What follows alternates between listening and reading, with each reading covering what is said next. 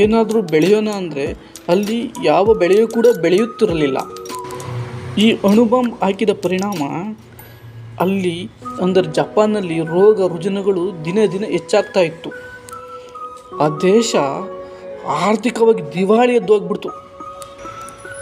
ಹಾಗೆ ಇದ್ದಂತಹ ದೇಶ ಇವತ್ತು ಪ್ರಪಂಚದಲ್ಲೇ ಶ್ರೀಮಂತ ದೇಶವಾಗಿ ಹೊರಹೊಮ್ಮಿದೆ. ಅಂದರೆ ಪ್ರಪಂಚದಲ್ಲೇ 3ನೇ ಅತಿ ದೊಡ್ಡ ದೇಶ.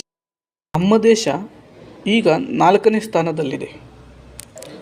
ಆದರೆ ವಿಸ್ತೀರ್ಣದಲ್ಲಿ ಭಾರತಕ್ಕೆ ಜಪಾನನ್ನು ಹೋಲಿಸಿದರೆ ಅದು ಏನೇನೂ ಅಲ್ಲ.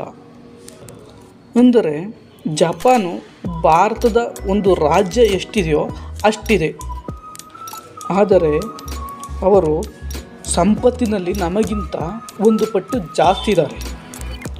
ಅಂತಹ ಕಷ್ಟದಲ್ಲಿದ್ದಂತಹ ಜಪಾನ್ ಇವತ್ತು ಶ್ರೀಮಂತ ರಾಷ್ಟ್ರವಾಗಿ ಹೊರಹೊಮ್ಮಿದೆ. ಇದು ಹೇಗೆ ಸಾಧ್ಯವಾಯಿತು ಎಂದು ಗಮನಿಸಿದರೆ ಅದಕ್ಕೆ ಮೂಲ ಕಾರಣ ಅವರ ಮನಸ್ಥಿತಿ. ಅಂದರೆ ಅವರು ಜಗತ್ತನ್ನು, ಪರಿಸ್ಥಿತಿಯನ್ನು, ಅಮೆರಿಕವನ್ನು ಯಾವತ್ತೂ ದೂಷಿಸಲಿಲ್ಲ. ಅದರ ಬದಲು ಅವರು ಕಷ್ಟಪಟ್ಟು ಕೆಲಸ ಮಾಡಲು ಪ್ರಾರಂಭಿಸಿದರು. ಬಂದಿದ್ದರಲ್ಲೇ ಸ್ವಲ್ಪ ಉಳಿಸುತ್ತಾ ಹೋದರು. ಉಳಿಸಿದ್ದನ್ನು ಮರು ಹೂಡಿಕೆ ಮಾಡುತ್ತಾ ಹೋದರು.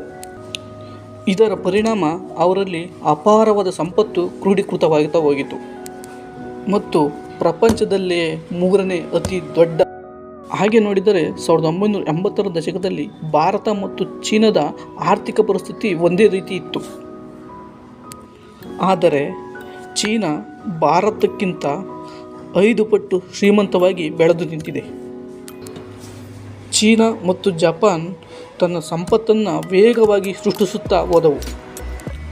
ಹಾಗೆಯೇ ನಮ್ಮ ದೇಶದಲ್ಲಿ ಗುಜರಾತ್ ಮತ್ತು ರಾಜಸ್ಥಾನಗಳನ್ನು ನೋಡಿ. ಅಲ್ಲಿನ ಮಾರ್ವಾಡಿಗಳು ಮತ್ತು ಸಿಂಧಿಗಳು ಅತ್ಯಂತ ಶ್ರೀಮಂತ ವ್ಯಕ್ತಿಗಳಾಗಿ ಹೊರಹೊಮ್ಮಿದ್ದಾರೆ. ಈ ರಾಜ್ಯಗಳಲ್ಲಿ ಅತ್ಯಂತ ಶ್ರೀಮಂತರುಗಳು ಸಿಗುತ್ತಾರೆ. ಈ 2 ರಾಜ್ಯಗಳ ತಲಾದಾಯ ನಮ್ಮ ರಾಜ್ಯಗಳ ತಲಾ ಆದಾಯಕ್ಕಿಂತ ಎಷ್ಟೋ ಪಟ್ಟು ಜಾಸ್ತಿ ಇದೆ. ಹಾಗೆ ನೋಡಲು ಹೋದರೆ ಈ 2 ರಾಜ್ಯಗಳಲ್ಲಿ ಈ 2 ರಾಜ್ಯಗಳಲ್ಲಿ ನೈಸರ್ಗಿಕವಾಗಿ ಅಷ್ಟೊಂದು ಸಂಪತ್ತು ಇರಲಿಲ್ಲ, ಮೂಲಭೂತ ಸೌಕರ್ಯಗಳೂ ಇರಲಿಲ್ಲ.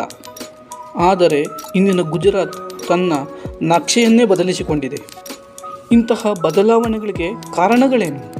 ಇದಕ್ಕೂ ಉತ್ತರ ಒಂದೇ, ಅವರ ಉದ್ಯಮ ಕಟ್ಟುವ ಮನಸ್ಥಿತಿ, ಅಪಾಯವನ್ನು ಎದುರಿಸಿ ನಿಲ್ಲುವ ಮನೋಭಾವ, ಆರಂಭದ ದಿನಗಳಲ್ಲಿ ಕಷ್ಟಗಳನ್ನು ಸಹಿಸುವ ಹುಮ್ಮಸ್ಸು.